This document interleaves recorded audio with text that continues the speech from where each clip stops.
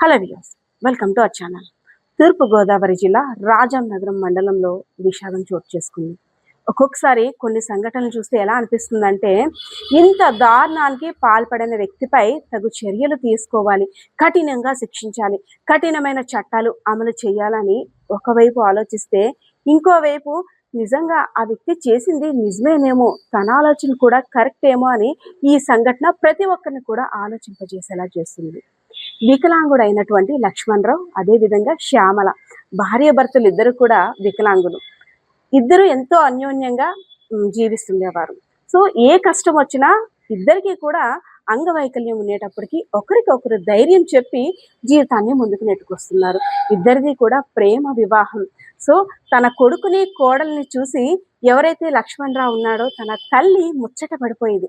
ఎందుకంటే దివ్యాంగుడైనటువంటి నా కొడుకుని ఎవరు పెళ్లి చేసుకుంటారు, తన జీవితం ఎలా ఉంటుందో తను అర్థం చేసుకునేవారు ఎవరు, ఏ పని చేసుకోలేనటువంటి నా కొడుక్కి వచ్చే కోడలు ఇంకెన్ని మాటలు అంటుందో, అయ్యో తన జీవితం గురించి ఎలా వెలితి చూపిస్తుందని తెగ మదన పడిపోయేది. కానీ దేవుడు కూడా ఆమె మొరను ఆలకించాడో ఏమో గాని దివ్యాంగురైనటువంటి కోడల్ని కొడుక్కి అర్థం చేసుకునే విధంగా పంపించాడు. ఇద్దరూ పెళ్లి చేసుకున్నారు. అయితే కొన్ని రోజుల క్రితం అనారోగ్య కారణంగా ఎవరైతే లక్ష్మణరావు ఉన్నాడో తన యొక్క తల్లి మరణించింది. అప్పటి నుండి కూడా ఏ కష్టం వచ్చినా, ఏ అవసరం ఉన్నా తల్లి చేదోడుగా వాదోడుగా ఉండేది.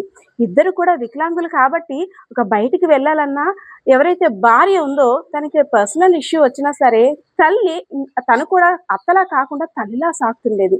సో అటువంటి తల్లి తమ మధ్య లేకపోవడాన్ని కుమారుడైనటువంటి లక్ష్మణరావు అసలు జీర్ణించుకోలేకపోతున్నాడు.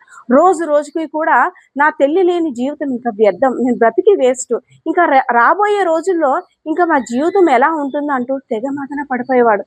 సో ఎలా అయితేనే నా తల్లి లేని ఈ లోకంలో నేను ఇంకా ఉండలేను అంటూ తను కూడా తనువు చాలించాలనుకున్నాడు. ఒకవేళ నేను చనిపోతే దివ్యాంగురైనటువంటి నా భార్యని ఎవరు సాకుతారు? తన యొక్క కష్టం వర్ణానితీతం. ఆల్రెడీ పెళ్లి అయిపోయిన మహిళల్ని చేసుకోవడానికే వెనకాడుతుంటుంటారు. అలాంటిది తను అంగవైకల్యాన్ని చూసి ఎవరు కూడా ముందుకు రారు. సో నేను చనిపోయినప్పటికి కూడా తన జీవితాన్ని నేనైతే పాడు చేయను అనుకోవట్లేదు. సో తన్ని కూడా నా వెంటే తీసుకెళ్ళి అమ్మ, నేను, నా భార్య మా ముగ్గురం కూడా పైలోకానికి వెళ్ళిపోతాం, ఎలా అయినా సరే అక్కడ మా ముగ్గురం కలిసి ఉంటామంటూ నిశ్చయించుకున్నాడు. సో భార్యని ఉరిపోసి చంపేసిన తర్వాత తను కూడా ఉరిపోసుకొని చనిపోయాడు. తన స్నేహితులు, దగ్గర బంధువులు ఫోన్ చేసినప్పటికీ ఎందుకీ తీయకపోవడంతో ఒకసారిగా గ్రామస్తులంతా కూడా ఇంటి దగ్గరకు వచ్చి తలుపులు బద్దలు కొట్టి చూడగా అవ్వక్కయ్యారు. ఇద్దరు కూడా విగత జీవులుగా పడి ఉన్నారు. ఏమైందో తెలియదు, హత్య చేశారో తెలియదు, ఆత్మహత్య చేసుకున్నారో తెలియదు, ఎందుకు ఇలాంటి దారుణానికి పాల్పడ్డారో కూడా అయోమయ పరిస్థితుల్లోకి వెళ్ళిపోయారు. కానీ తను రాసినటువంటి సూసైడ్ నోట్ చూసిన తర్వాత ప్రతి ఒక్కరిని కూడా ఆలోచింపజేసింది.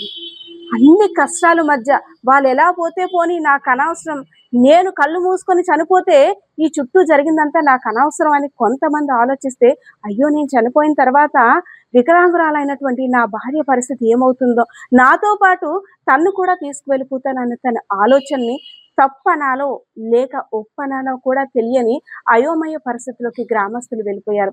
ఎందుకంటే ఒకరిని చంపే హక్కు ఎవరికీ లేదు, ఒకరి జీవితాన్ని శాసించే హక్కు మరొకరికి లేదు. అలాంటిది తన భార్య ఇష్టం ఏది కూడా తెలుసుకోకుండా తన్ను కూడా చంపేశాడంటూ కొంతమంది తిడుతుంటే, అయ్యో తను తీసుకున్న నిర్ణయం మంచిది అంటూ మరికొంతమంది కూడా అంటున్నారు. సో ఈ పరిస్థితి గురించి మీరేమనుకుంటున్నారో కామెంట్ సెక్షన్లో కామెంట్ చేయండి. కెమెరా పర్సన్ బాలకిషోర్తో పద్మ, తెలుగు మీద.